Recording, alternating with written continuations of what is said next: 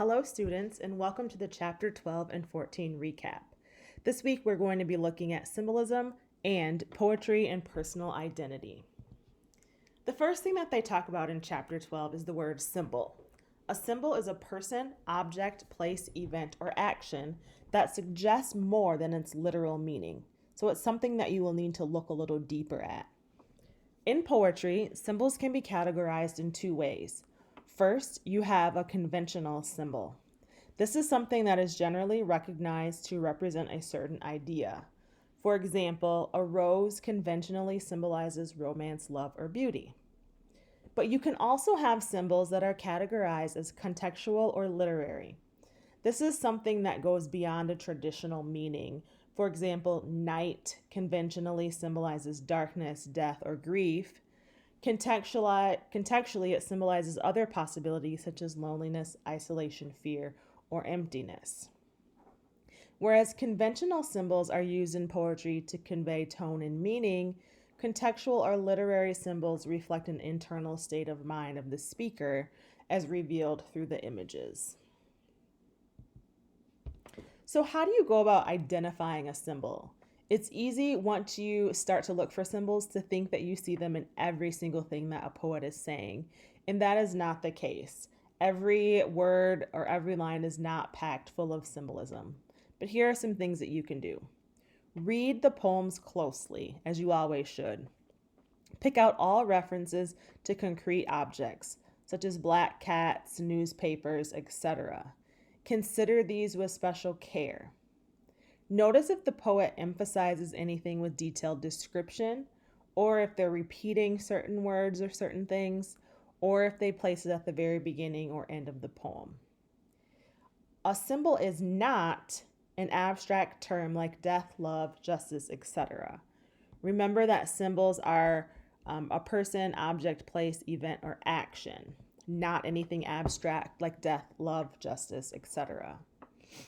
A symbol also is not a well-developed character who speaks much dialogue and is not mysterious. So if you have characters that are mentioned throughout a poem, unless they are kind of mysterious, for example, a black hooded figure, they're not probably going to be symbolic. And also, a symbol is usually not the second term of a metaphor. For example, if you say the snow is a white blanket, the snow is probably the symbolism, not the white blanket. Allegory is also mentioned in chapter 12, and this is something that's a little bit harder to explain. There is a video posted this week that will give you some more examples of what an allegory is. But an allegory is a description, usually narrative, in which persons, places, and things are employed in a continuous and consistent system of equivalence. For example, if any of you have read the book Animal Farm by George Orwell, this is a great example of allegory.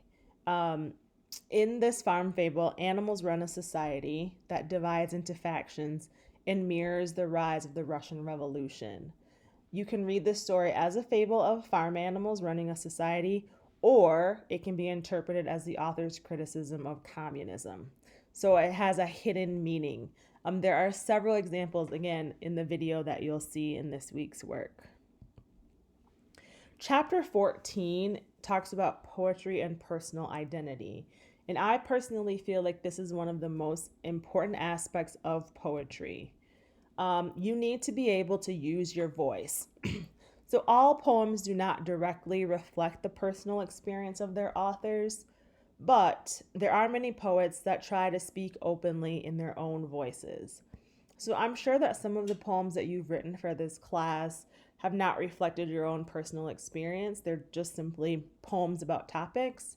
But for the work this week, I'm asking you to tap into your own voice and look at your own story. Confessional poetry renders personal experience as candidly as possible, even sharing confidences that may violate social conventions or propriety. Confessional poets sometimes shock their readers with admissions of experience so intimate and painful. Within confessional poetry, you have identity poetics And these are poets that write autobiographical poetry. And a lot of time, this requires a lot of honest self examination. It's writing about yourself and writing about what shapes your identity.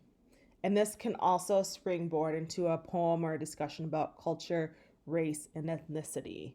If you're writing about shaping your identity and something within your identity is reflective of your culture, your race, or your ethnicity, then you have touched on those aspects.